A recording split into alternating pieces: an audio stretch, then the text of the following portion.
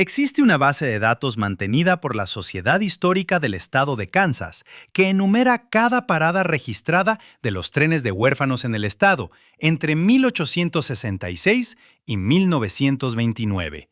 Nombres de pueblos, fechas, número de niños colocados, nombres de las familias receptoras, columnas burocráticas y secas, el tipo de registro que parece insignificante hasta que lo pones junto a otra cosa. Yo lo puse junto a mapas de incendios.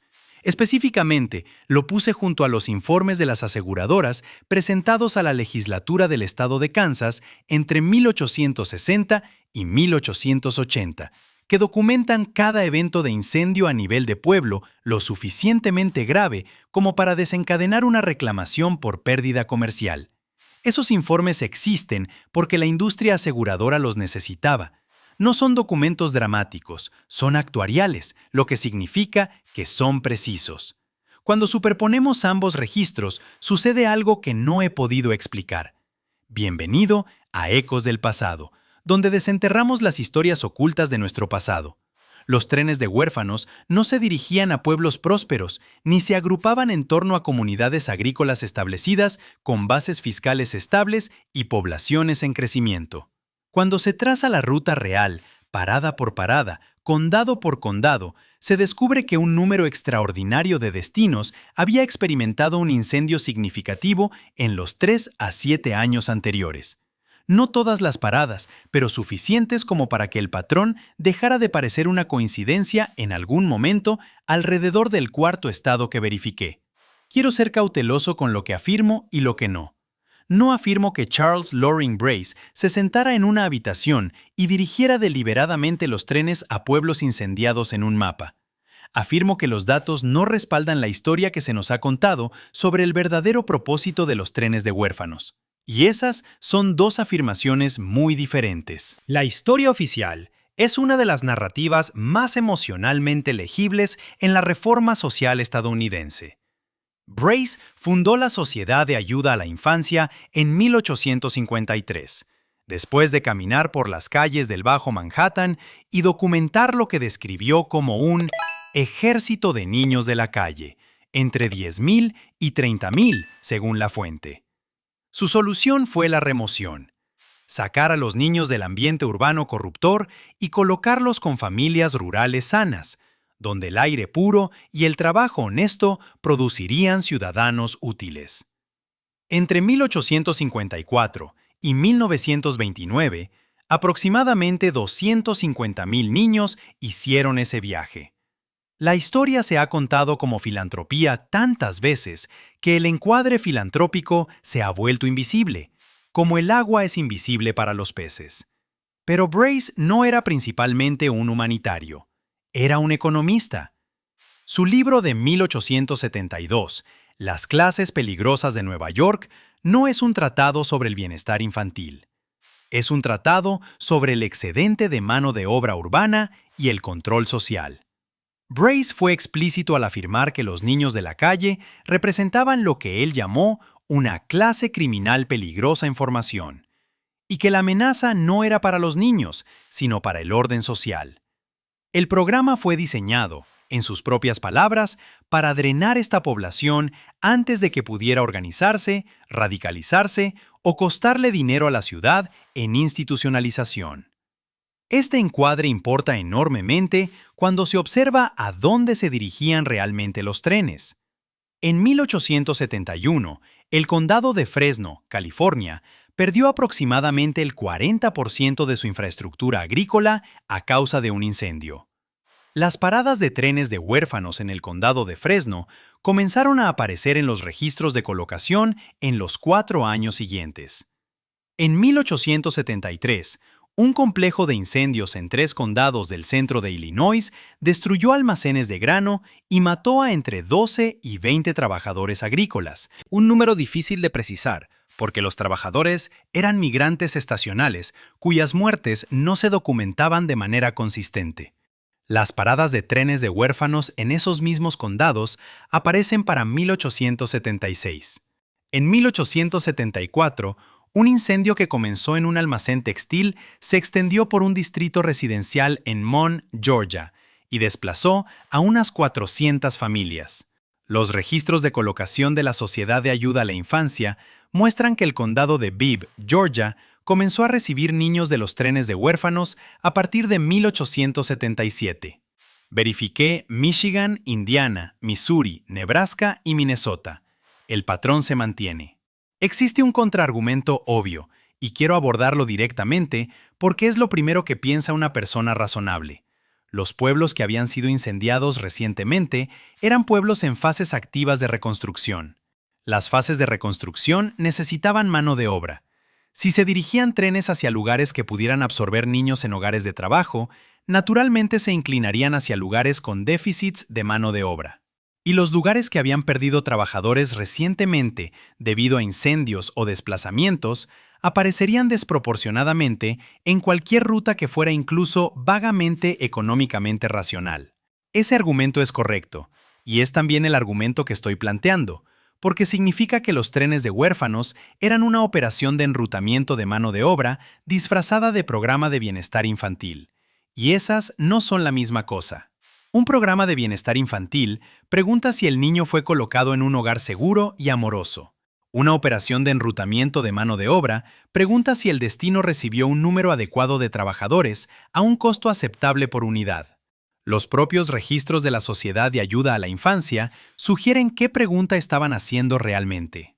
La organización de Brace no rastreaba las colocaciones por los resultados de bienestar, sino por algo que él llamó absorción industrial, una métrica que medía si el niño se había integrado en el trabajo productivo dentro del hogar receptor. Las cartas enviadas de vuelta a la sociedad por las familias receptoras se evaluaban en función de si el niño estaba trabajando y si la familia consideraba el acuerdo satisfactorio, no si el niño estaba sano o educado, sino si el acuerdo era satisfactorio para la familia. Las familias eran los clientes. ¿Quién financió la operación que sirvió a esos clientes? Aquí es donde el rastro documental se vuelve incómodo. La Sociedad de Ayuda a la Infancia recibió un apoyo sustancial de la clase mercantil y manufacturera de Nueva York a lo largo de las décadas de 1860 y 1870. Nombres que aparecen repetidamente en los libros de donaciones incluyen a representantes de la industria ferroviaria, específicamente el ferrocarril Erie, y más tarde el New York Central, ambos con interés económico directo en los territorios occidentales y del Medio Oeste a donde se enviaban los trenes. Los ferrocarriles no cobraban la tarifa completa por los vagones de los trenes de huérfanos. Ofrecían tarifas con grandes descuentos que equivalían a una casi subvención. Los ferrocarriles que desarrollaban activamente concesiones de tierras en territorios poco poblados estaban subvencionando el transporte de mano de obra a esos territorios, disfrazado de caridad. Encontré un documento que quiero describir cuidadosamente porque estoy trabajando a partir de una transcripción y no puedo verificar el original en este momento. Se hace referencia a él en un artículo académico de 1947 sobre el movimiento de trenes de huérfanos publicado en una revista de revisión histórica de Missouri, y se describe como un memorándum operativo interno de la Sociedad de Ayuda a la Infancia de aproximadamente 1869. El memorándum, según se cita en el artículo de 1947, discute consideraciones de enrutamiento para las colocaciones del año siguiente. El lenguaje, tal como está transcrito, incluye una frase sobre la priorización de comunidades que exhiben condiciones favorables para la absorción, definidas como pérdida reciente de población, reconstrucción activa o escasez demostrada de mano de obra juvenil. Condiciones favorables para la absorción. Esa frase fue escrita sobre niños. El artículo de 1947 que cita este memorándum lo trata como un documento administrativo directo. El autor no parece encontrar el lenguaje notable, lo que dice algo sobre 1947 y algo sobre el siglo de encuadre que ya había hecho que el lenguaje fuera invisible. A los niños que llegaban no se les decía a dónde iban. Esto está documentado extensamente en relatos de supervivientes recopilados en las décadas de 1980 y 1990, cuando suficientes antiguos pasajeros de trenes aún vivían para dar testimonio oral. Se les decía que iban a buenos hogares en el campo. Lo que casi a ninguno se le decía era el pueblo de destino, el nombre de la familia receptora o cualquier información que les permitiera, si la colocación era mala, contactar a alguien fuera de la comunidad inmediata. Esto no fue un descuido. Las directrices de colocación de la sociedad, revisadas en 1868 y nuevamente en 1876, instruían explícitamente a los agentes a no proporcionar a los niños información sobre contactos alternativos o mecanismos de queja hasta que la colocación se considerara estable. Estable se definía como una temporada agrícola completa, lo que significaba que si un niño llegaba en primavera y la colocación era brutal, tenían hasta el otoño antes de que alguien estuviera obligado a verificar su situación. Los niños que huían de malas colocaciones eran legalmente categorizados como vagabundos, regresándolos exactamente al mismo conducto institucional del que habían sido extraídos. No tenían capacidad legal para rechazar la colocación. No tenían capacidad legal para contactar a sus familias biológicas, a la mayoría de las cuales se les había dicho que el contacto perjudicaría la adaptación del niño. El sistema estaba cerrado. He estado tratando de encontrar una sola instancia documentada donde un agente de colocación de la Sociedad de Ayuda a la Infancia planteara una objeción al enrutamiento de niños a un pueblo recientemente incendiado. No a la práctica en su conjunto, solo a un agente escribiendo que esta comunidad perdió su fuerza laboral adulta por el fuego y que los niños estaban siendo enviados como mano de obra de reemplazo en lugar de como niños que reciben hogares. No he encontrado ese documento. Lo que sí he encontrado es una carta de 1882, escrita por una agente de colocación llamada Catherine Sellers, que trabajaba en una ruta por el centro de Iowa. Sellers escribe a su supervisor sobre un pueblo que había visitado y al que ahora se le pedía que volviera para una segunda cohorte de colocaciones. Ella señala que los niños de la primera cohorte estaban bien ocupados, pero no escolarizados más allá del mínimo, y que varios niños realizaban trabajos que ella describiría como intensivos para sus edades. Pregunta si es apropiado seguir enviando niños a esta comunidad. La respuesta de su supervisor consta de 3 frases. Reconoce su preocupación, señala que las familias receptoras han expresado satisfacción con los acuerdos y le instruye a que continúe. La satisfacción de las familias receptoras. Esa era la métrica. Esa fue la respuesta completa a su pregunta. Catherine Sellers continuó realizando colocaciones en esa comunidad durante 4 años más. La lógica económica explicó algo que siempre se había tratado como un enigma humanitario. El movimiento de trenes de huérfanos operó durante 75 años. Durante la mayor parte de ese período estuvo mal financiado y con poco personal, funcionando con la energía organizacional de verdaderos creyentes que genuinamente pensaban que estaban salvando niños. No dudo que muchos agentes de colocación se acostaban por la noche pensando que habían hecho algo bueno. Pero la financiación que mantuvo la operación viva no provino de personas motivadas por el bienestar infantil. Provino de personas motivadas por la economía del desarrollo territorial. Y el desarrollo territorial en la segunda mitad del siglo XIX significaba que las tierras que habían sido despejadas, ya sea por incendios, desplazamientos o pérdida de población, necesitaban ser repobladas con mano de obra barata, controlable y legalmente vinculada a la tierra a través del acuerdo de colocación. Los trenes de huérfanos fueron, en términos económicos, un programa de migración interna. El programa de migración interna más grande en la historia estadounidense, antes del New Deal, ejecutado por manos privadas y financiado por las industrias que se beneficiaban de la migración, y dirigido a destinos que esas industrias estaban desarrollando simultáneamente. Lo llamamos caridad, porque la caridad era el único lenguaje disponible para mover a tantos niños sin desencadenar una respuesta legal. En el momento en que lo llamamos, lo que los documentos sugieren que realmente fue una transferencia organizada de mano de obra. Toda la operación se ve diferente. Las decisiones de enrutamiento se ven diferentes. Los pueblos quemados se ven muy diferentes. La colección de historias orales de la WPA en la Biblioteca del Congreso incluye testimonios de ancianos estadounidenses entrevistados en 1936 y 1937 que crecieron en comunidades receptoras y vieron llegar los trenes.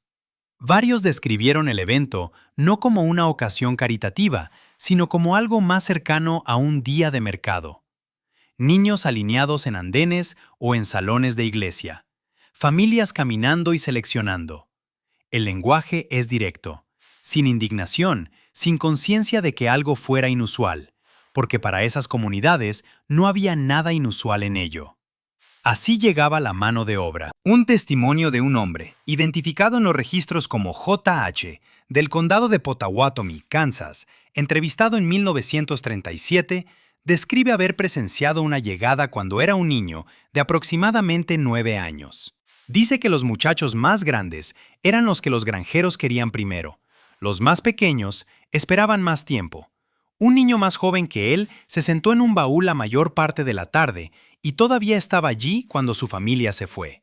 No sabe qué le pasó a ese niño. Ese niño, si hubiera sido colocado ese día, habría pasado su infancia en el condado de Pottawatomie, trabajando tierras que habían sufrido al menos 2 incendios significativos en la década anterior. No habría tenido recursos y la colocación era mala. No habría tenido una dirección donde su familia biológica pudiera ser contactada porque la sociedad no proporcionaba esa información.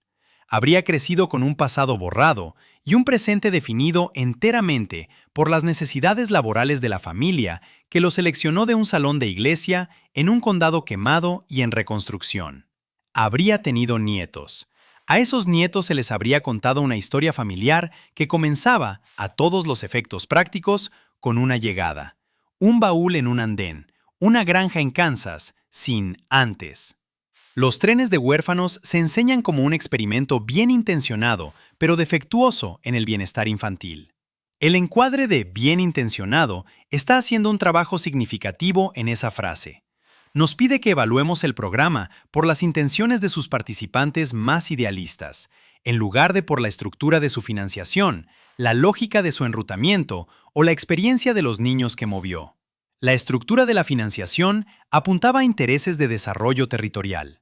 La lógica del enrutamiento apuntaba a comunidades con déficit de mano de obra, y esas comunidades habían perdido población recientemente por incendios con una frecuencia que excede la coincidencia estadística. La experiencia de los niños incluía mecanismos legales que hacían ineludibles las malas colocaciones, control de la información que los separaba de su pasado, y métricas de rendimiento que medían su valor para las familias receptoras, en lugar de su bienestar como niños. Esos 3 hechos juntos no son una historia de fracaso bien intencionado, son una historia de un sistema que funcionó exactamente como su arquitectura económica lo requería. Los pueblos quemados necesitaban mano de obra. Las ciudades tenían un excedente de niños que la clase mercantil encontraba amenazante. Los ferrocarriles necesitaban territorios occidentales lo suficientemente poblados como para soportar ingresos por fletes. La Sociedad de Ayuda a la Infancia necesitaba financiación. 4 problemas. Una solución vestida con el lenguaje del rescate. Los informes de las aseguradoras se encuentran en los archivos de la Sociedad Histórica Estatal. Los registros de la Sociedad de Ayuda a la Infancia se guardan en los archivos de Historia del Bienestar Social de la Universidad de Minnesota. Los acuerdos de subvención ferroviaria están en los registros de la Comisión de Comercio Interestatal. Las historias orales de la WPA están en la Biblioteca del Congreso. Ninguno de estos documentos está oculto. Han estado disponibles durante décadas. Simplemente nunca se han colocado uno al lado del otro en la misma mesa y se han leído en secuencia. Los puse en la misma mesa, y lo que leí no coincide con la historia del libro de texto. Los pueblos quemados no fueron accidentes en la ruta. Los pueblos quemados eran el objetivo. Y los niños que llegaron a esos andenes, seleccionados de los salones de la iglesia por granjeros que necesitaban sus manos, nunca supieron lo suficiente sobre de dónde venían como para hacer la pregunta que habría desentrañado todo el arreglo. ¿Dónde nos encontraron? ¿Y por qué aquí? ¿Y por qué ahora? Los documentos saben la respuesta. Los niños nunca.